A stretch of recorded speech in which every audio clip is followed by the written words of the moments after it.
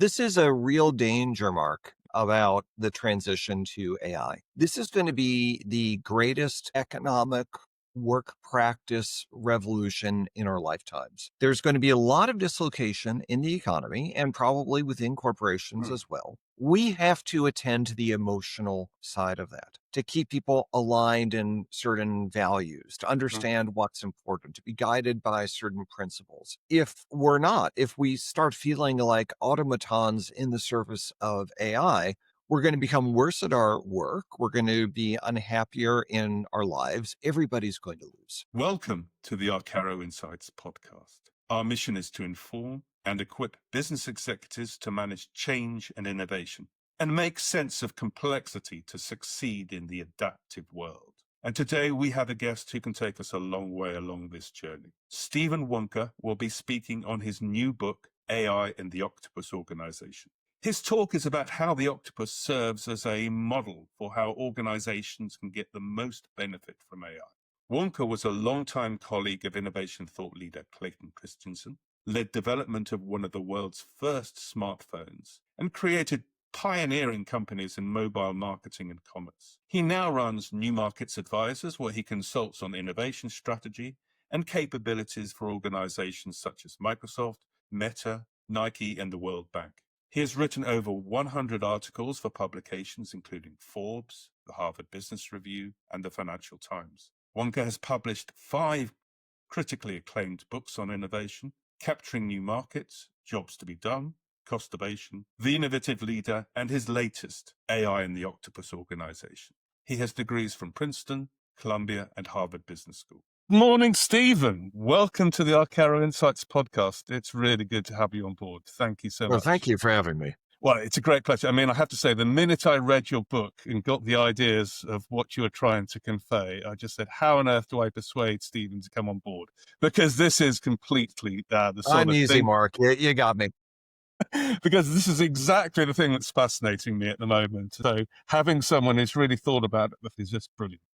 For those that haven't read the book, we're going to talk today about AI and the Octopus Organization. And Stephen creates this fabulous metaphor of the octopus. And there's another that I'm going to let him tell us about in a minute, which really gives us some insight of comparing and contrasting old businesses versus new businesses and what needs to happen to be successful in the future. So let me not steal your fire.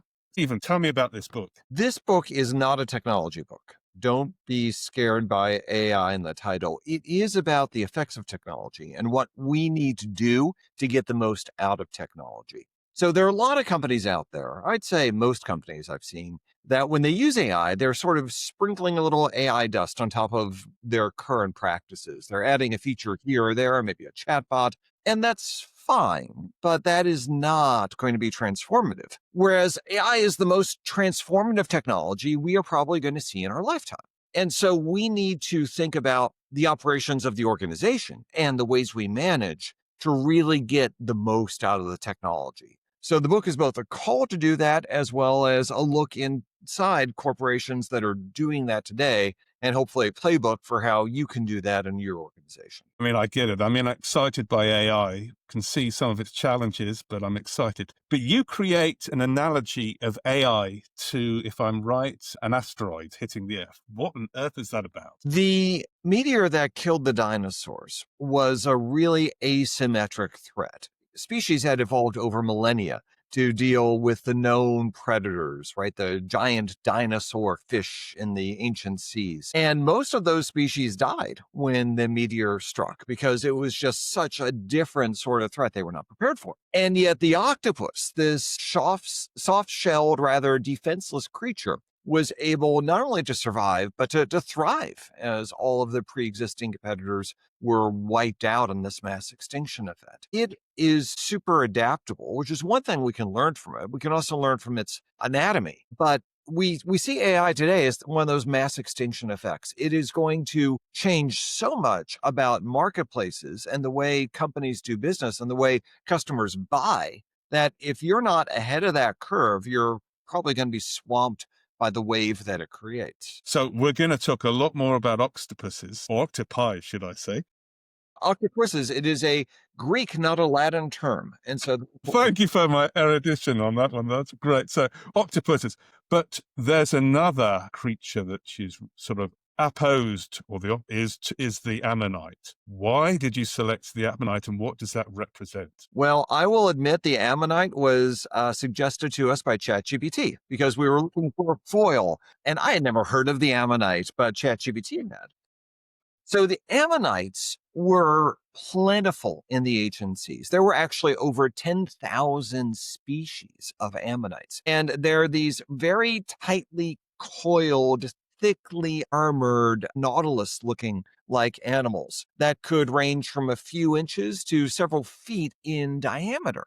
They were everywhere. And they had these great defenses against the known predators. However, those defenses, those giant shells actually became a prison when the meteor struck, because the meteor kicked up this humongous cloud of dust that covered the earth for 3 years. There was a lot of sulfur in that dust. The sulfur created acid rain, and the acid rain dissolved the shells of the young ammonites. So they all were very quickly wiped out. A lot of corporations are like the ammonites. We have very tightly armored, thickly armored defenses against the known predators. And then when the meteor strikes, the asymmetric threat, they're utterly unprepared to deal with the fallout. Gotcha. So I'm hearing that, that honed on years of MPA in the 20th century, but just not suitable for what's going to come. So I think we've been talking about adaptive organizations, but your story is that AI is the catalyst for something that we've been feeling the need for, but is suddenly going to come. That 100%, right? The internet wiped out some organizations. That's probably the closest thing in our lifetime to one of these meteor strikes. But AI has a much greater transformative potential than the internet. And so the mass extinction event is quite a threat, but it's also an opportunity for the octopuses out there. As their known rivals get knocked out, there is a lot of additional room to grow for those who are prepared to adapt. Gotcha. So I didn't tell you earlier on, but earlier in my life, I did train as a veterinarian and finish my studies. So that's why I was intrigued by the way you took the anatomy and the neurology and the physiology of the octopus to try to extend the metaphor further. And we're going to cover 4 ideas. The idea that there are 9 brains effectively in an octopus, that there is a neural network connecting these, which is, arguably more than a simple nervous system, and we can explore that later on.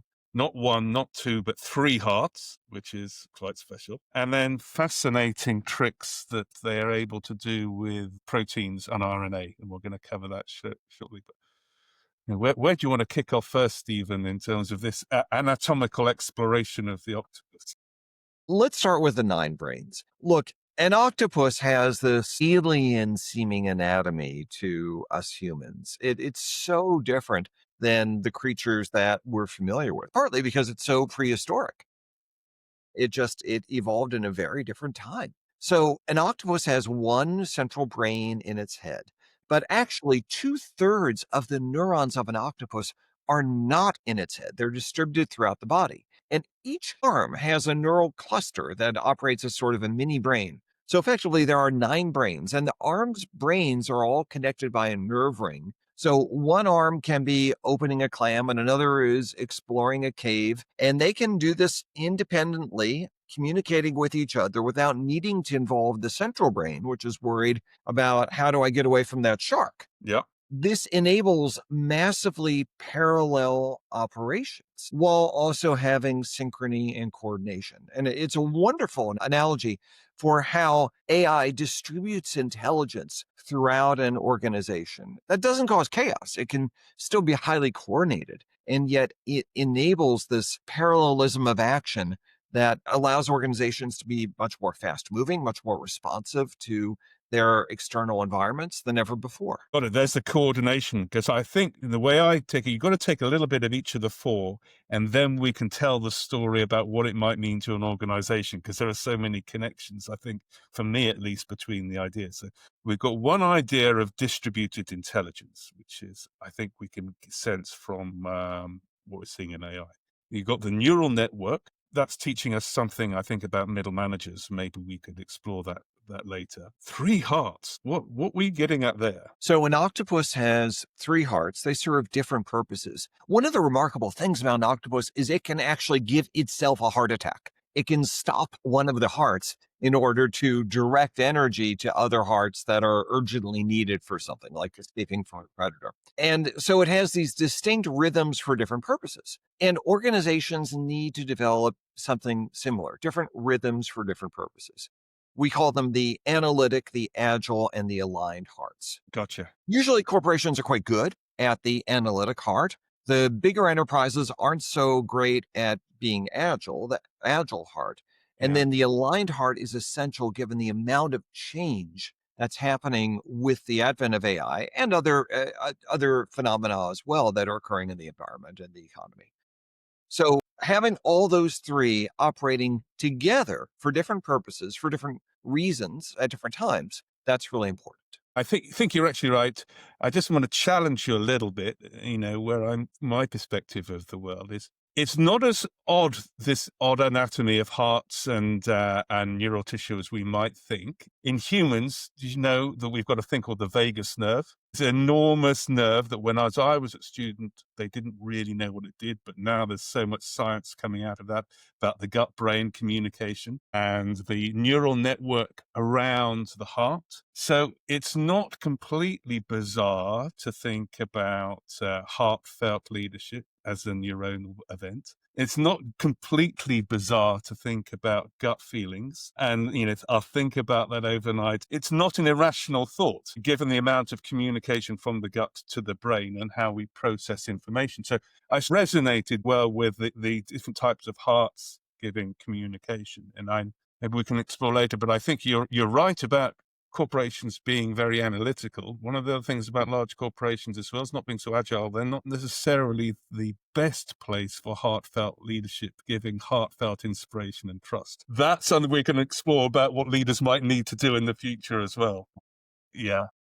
So, this is a real danger mark Yeah. about the transition to AI. This is going to be the greatest economic work practice revolution in our lifetimes. Mm. There's going to be a lot of dislocation in the economy and probably within corporations as well. We have to attend to the emotional side of that, to keep people aligned in certain values, to understand what's important, to be guided by certain principles. If we're not, if we start feeling like automatons in the service of AI, we're going to become worse at our work. We're going to be unhappier in our lives. Everybody's going to lose. So alignment is really essential. I'd say alignment is a table stakes. Maybe think about it. To make AI successful, we have to be honest about what we're good at and honest about what we're not good at. So let I take away the boring, tedious stuff, freeing us up to be creative, which is emotional. If we can have leaders to switch us on to that task and give us from being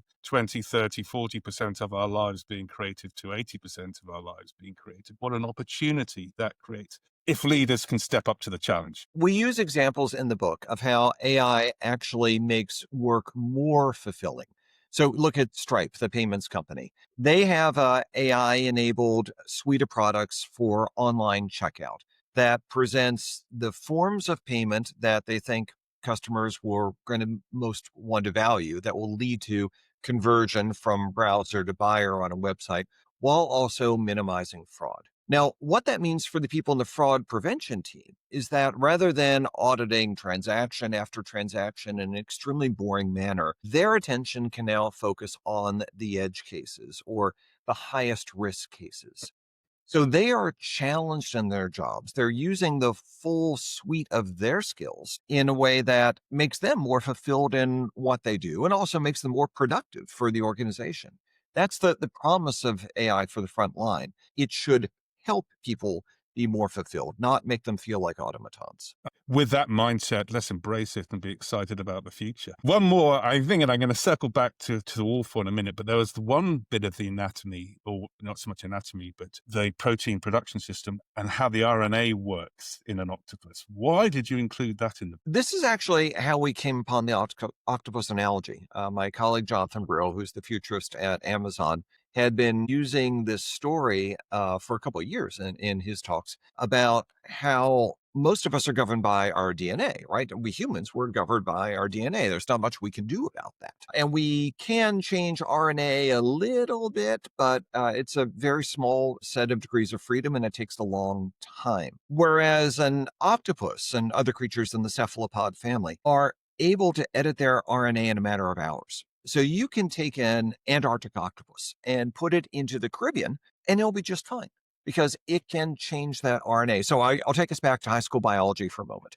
DNA is inherited from our parents and it changes very slowly over millennia. RNA is the molecule inside cells that goes from the DNA to the rest of the cells. So it creates this sort of messenger function. And that's akin to managers in organizations. There's not a lot they can do about their DNA, right? The culture, the legacy of fixed assets, that's going to change very slowly. But the managers can translate from that into the actions of people in their teams, Hmm. right? So they can edit the RNA. They can be the RNA of their organizations. And we need to do that like an octopus.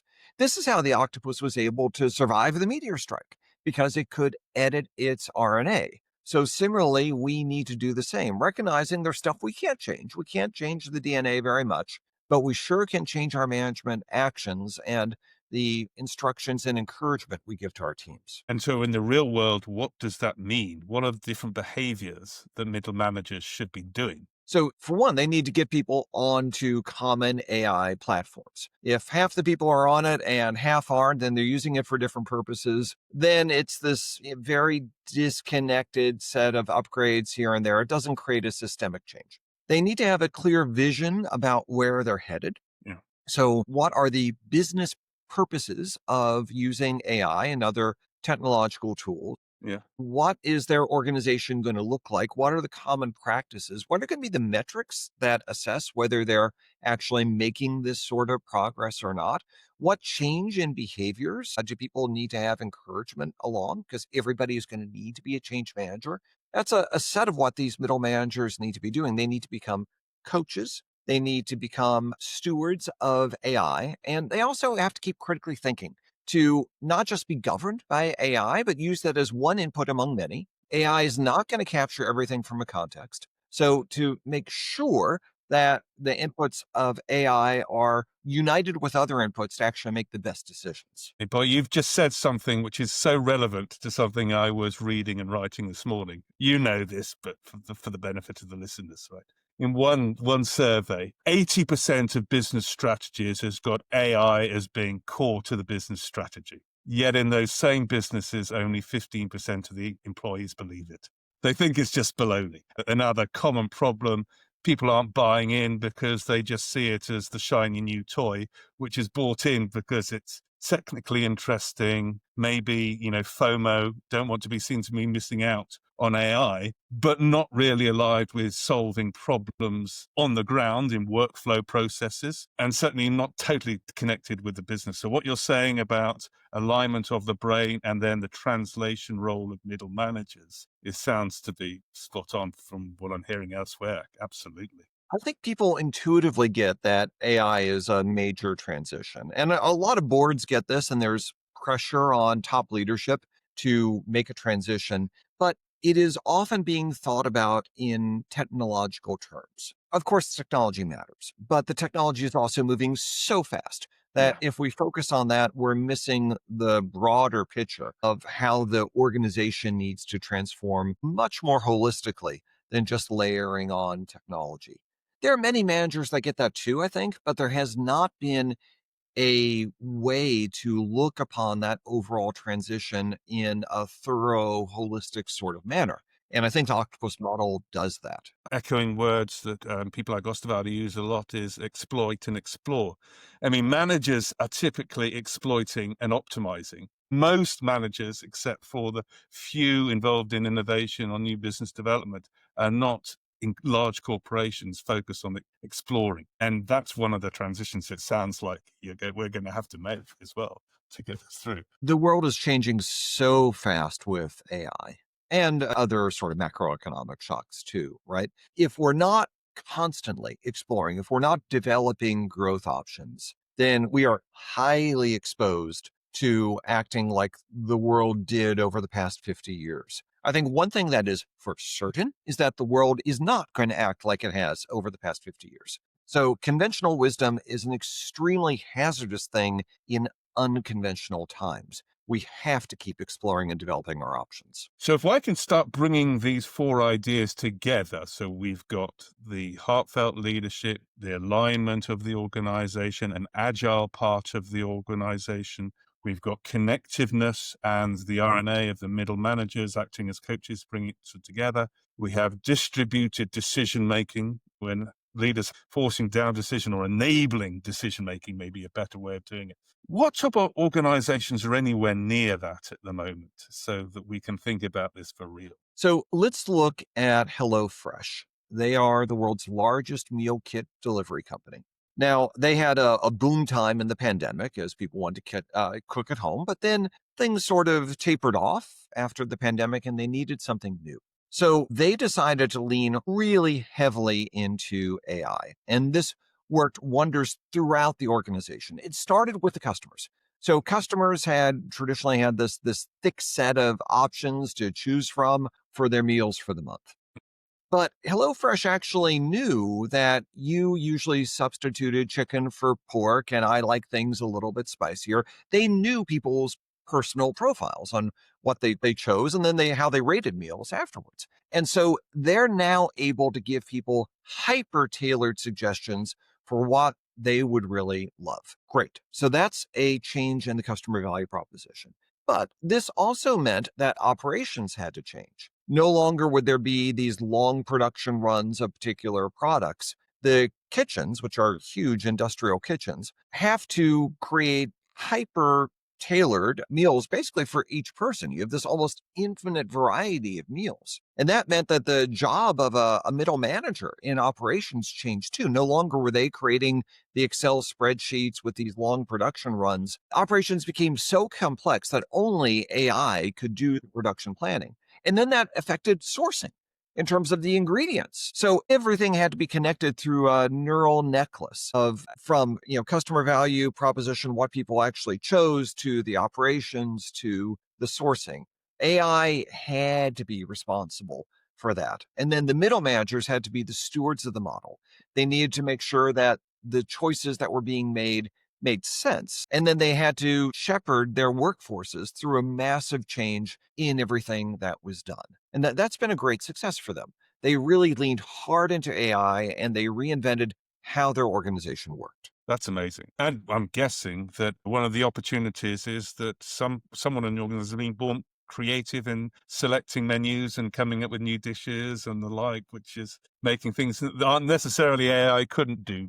As you look at it, how long do you think this transition is going to be? What type of industries are going to be most amenable to change? Where is going to be the biggest challenges, do you think? So, as I said, my co-author, Jonathan, is the futurist at Amazon. He estimates that roughly by 2030, there's going to be a 30 times improvement in quality of AI outputs, while the cost per token, per computing unit, will decline on the order of around 100,000 times. That's a humongous change. It is a faster rate of change than almost anything we've seen in our lifetimes. So call it 5 years. And actually, the technology is going to progress a lot faster than the organizations will, on average. But as with the internet age, there are going to be a few organizations, there are going to be the Amazons out there Yes. that get it. And they're going to move very fast and take advantage of this. So look, I started consulting in the late 90s at a major strategy firm.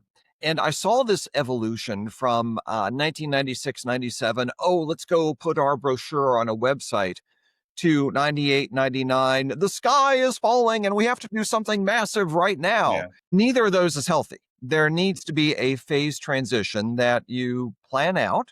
Sure, there needs to be some agility and adjustment in the plan, but you need to get started now. We can't wait to the equivalent of 1998 and 99 and then do humongous, incredibly risky things because some competitor is the wolf at the door. So I'm guessing that Amazon is moving ahead in this type of area, obviously because your colleague works there. So is there anything we can learn from what Amazon does in their work practices to help us think about how this can be happening? So I'll give you two, and these actually came from Jeff Bezos in the early days of Amazon. He insisted back 25 years ago that all Amazon services had to be able to talk, technologically speaking, to each other. So there were no closed sets of data. Everything had to be opened and flowing as data around the organization. That's really important. AI is only as good as the data that it uses. So ensuring that that data is commonly available is quite important. And then secondly, he enumerated a list of principles. There's now 16 of them that govern how the 1.5 million Amazon employees operate. Things like it's always day one. So that creates cohesion in this enormous enterprise that could very quickly lose that sort of coherence. Principles are what actually enable it to operate both with great agility, but also with cohesion and purpose. So it's much more than the sum of the parts. Now, that's another great topic of mine. The idea of rules and emergence is counterintuitive, but absolutely true. Is the greatest creativity is probably evolution. That's the most powerful creative force we've ever seen. Let me give you an example from the book of some research we cited on playgrounds. So if you put a bunch of kids on an open playground, they will tend to cluster towards the big sort of play sets at the center, the slide, the swings, things like that. However, if you build a fence around the playground, the kids are going to use all of the playground. They'll go right up to the fence. There's always an implicit fence in people's minds. But if people don't know where the fence is, they tend to stick to the center of the playground. Usually in organizations, that fence is actually further out than a lot of the staff think it is. By setting clear boundaries around the use of AI, around strategies, around the degrees of organizational change, whatever it might be, you actually enable a tremendous amount of freedom, just like for those kids on the playground. So right. I don't know if you're agreeing with me, but I think one of the worst things you can say in an ideation session is blue sky thinking or out of the box thinking. Innovation comes from rules and constraints. It's a paradox to many, but it's shown, evolution shows us again, is that if you create, Bezos seems to have 16 high value rules in his organization, but once those constraints are put in, innovation clearly happens. And it's impossible to argue with the Amazon story and where things come from. Like the cloud computing was almost other people would have seen that as a byproduct, and yet Amazon makes it a core revenue center. So as we're beginning to come to the end, what advice would you give? Three groups, business leaders, current middle managers, and people entering the workforce right now. What would be a couple of takeaways from this podcast to think about? Senior leaders need to lean in and champion adaptation, and they need to fundamentally rethink what they do. What is your company's business? How does it make money? How does it compete? What do customers value? How do you operate? All of those things need to be questioned, rethought in the AI age. Middle management needs to lean into new skills. They need to become change managers, even if they're in a super technical function. They need to be change managers, and they also need to embrace critical thinking. To use AI outputs, sure, but to unite that with all sorts of other contextual cues to help make great decisions, and then coach their teams to do this as well. They are not anymore going to be much information processors. AI does that quite well, but that doesn't mean their job is going away, it just changes. Now, for people entering the workforce, if they can dance with AI, not do things on their own, not just rely on AI, this is more of an elegant two-person dance or person and machine dance, where the whole is much greater than the sum of the parts. If you can coax AI to give you great outputs, question it, think about what are really the important questions to ask. Unite its answers with other sorts of cues, just as mill managers should be doing. Then these entry-level people can be supercharged in their capabilities. There may well be fewer of these entry-level people, but they can do much, much more if they can get the most out of AI. Thank you, Stephen. Thank you very much. I trust you've touched a few heartstrings and inspired our listeners, but I really enjoyed our time together. Thank you very much. And I just can't wait until you tell me what your next great book is. By the way, I should have mentioned this early on in the beginning, is I first met Stephen because of Jobs to be Done. He was the first man who introduced me to Jobs to be Done, and he's taken us all the way through to this. So I am sure we're going to have another greatly inspiring book in a few years' time, if not sooner. Thank you again, Stephen. Really enjoyed it. Thank you, Mark. I appreciate it. Goodbye.